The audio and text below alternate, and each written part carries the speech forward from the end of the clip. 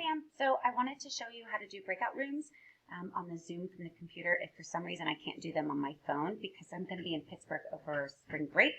And on the 30th, I definitely won't be at a computer. So you'll have to run basically the meeting from your computer, but I wanted to show you how to do breakout rooms. So I can make you a host and then you should be able to have all of the capabilities that I have. So down at the bottom of your screen, there is a little thing and it says breakout room. So you just click on it and then move this out of the way so you can see my face.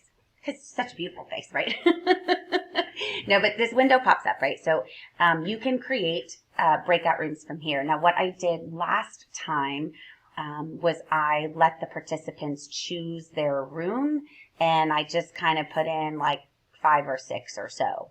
I don't even remember how many rooms we ended up having. If you really want to go through and manually do it, you can, but what happens is a gigantic list of names pop up on the side and you have to manually click on each one, and it's just time consuming. So it is a lot easier to just let them choose their own rooms. But once you do that and you hit create, this menu pops up, and this is what I mean by the big long line. So let's say if you're manually going to do it, once you click assign, everybody that's in the meeting list shows up here and you just click individually on their names.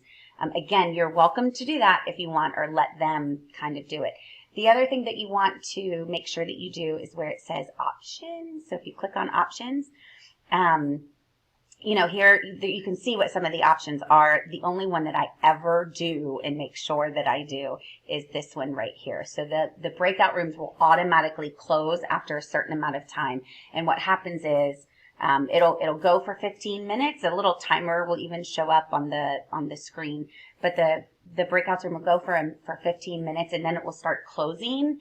And so you get 60 seconds as a Zoom member to leave the breakout room and go to the main session, or after that 60 seconds, it pushes everybody in together. And of course you can change that time here if you want. I like to give them a minute, but that's just me. So anyway, that's it. That's really all there is to it.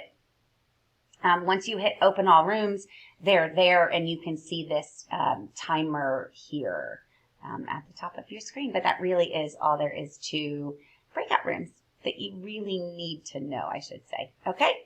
All right. Let me know if you have any questions. I will see you later.